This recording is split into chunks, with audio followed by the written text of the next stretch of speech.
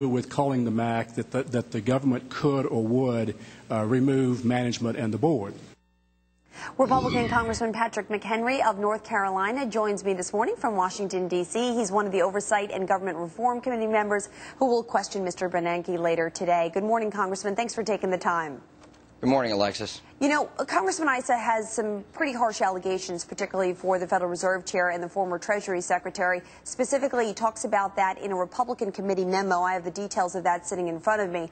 Why the strong allegations? What does he specifically think these officials did to Ken Lewis?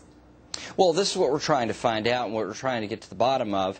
What were the government's actions in these very tough days of the fall and early winter of last year? I think we need to know what Chairman Bernanke did. I think we need to know what Hank Paulson did. I think we need to know what the government's actions were in making accusations and perhaps threats, even bullying, against a private board of directors and a private corporation in America. That's really what the heart of this investigation should be about, is the actions of governmental officials. So far we have email, and we've gone through a significant amount of email through the Federal Reserve, and we also need to know what the role of then Treasury Secretary Hank Paulson was and his Treasury officials. But further, we also need to know the former head of the New York Fed, Tim Geithner, what his role was at the time, which is still murky at best. Yeah, it appears as though it's pretty murky. I mean, Congressman, I'm looking through a lot of the emails that have been released in this memo and that we expect to hear today in testimony. And it appears as though the one thing that's very clear is that the Federal Reserve Bank was very unsure and concerned about when the announcement would come out about these losses. And they were trying to protect against it coming out too early, talking about reporting dates, whether it be January 20th or something earlier. What does that suggest to you? Well, it suggests to me that they were demanding that the board of directors and the CEO, chairman and CEO at the time, do something that was not in the best interest of their shareholders. And they were forcing the bank's hands in closing this deal that they did not really want to close. I think that is a big question, even to the point where the SEC was kept in the dark about the actions of the Federal Reserve. I think it raises huge questions. And I know there are shareholder lawsuits about this currently, and you know, that's a whole other course of action. But what we need to know is, was the Federal Reserve demanding an action that a private corporation would not otherwise do? But let's face it. Look, Bank of America has to deal with the Treasury, and has to deal with the Federal Reserve, and has to deal with their regulators on a daily basis. So they have an interest in complying with what the federal officials demand of them. They're a bank. They're regulated. They have to do that. The question that we must get to the heart of is, what did those governmental officials really demand of this bank? And to the point of saying that they should not disclose material information about this acquisition of Merrill. Okay, let me ask you this question, Congressman. I want to interject for a second. Have you or any other members of Congress received specifically the MAC clause that was signed off on between both Bank of America and Merrill Lynch? Well, Alexis, I mean, as you well know, these MAC clauses, you know, are very standard in any deal.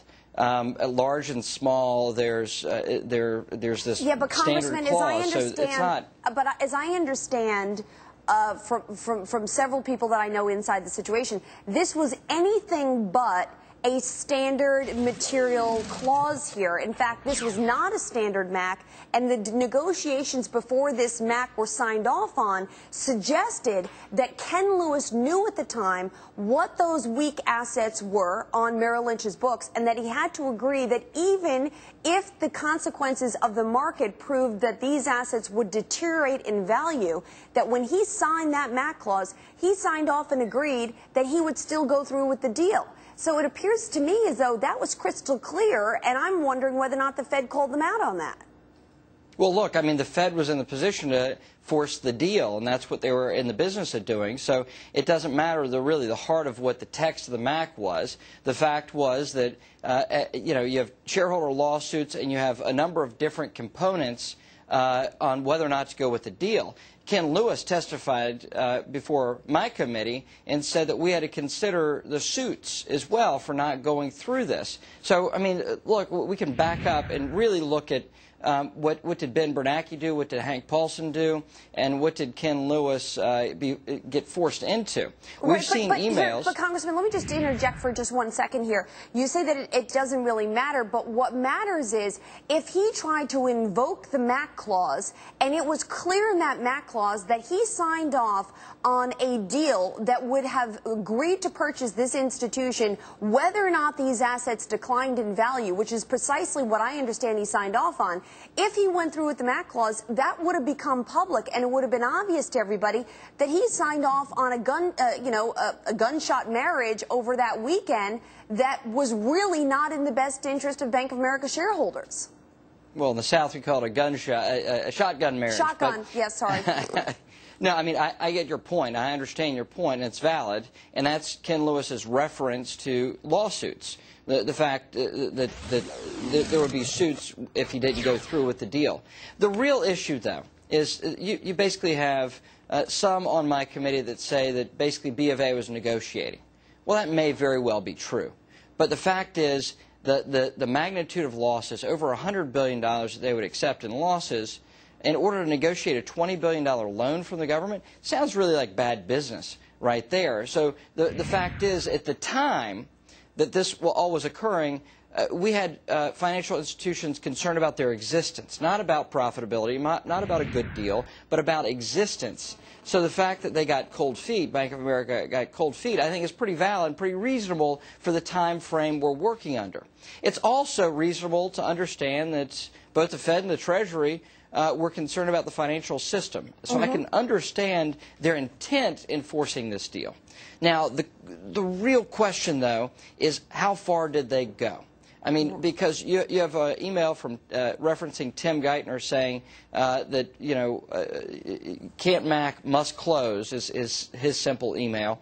You also have a reference from a conversation from Hank Paulson by the CFO of Bank of America saying that the board will be gone and the management will be gone if they don't go through with this deal. Now, that's pretty heavy-handed tactics, no matter what the MAC clause states. It's a very heavy-handed tactic, and the key difference, Alexis, between this and most other deals is the federal government, well, has a power to destroy, and Bank of America knows that.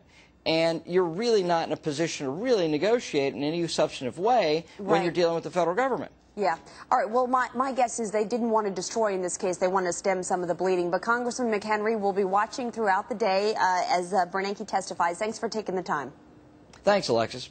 All right. We'll be right back in just a moment. We're going to follow up on this story in just a second. Stay with us.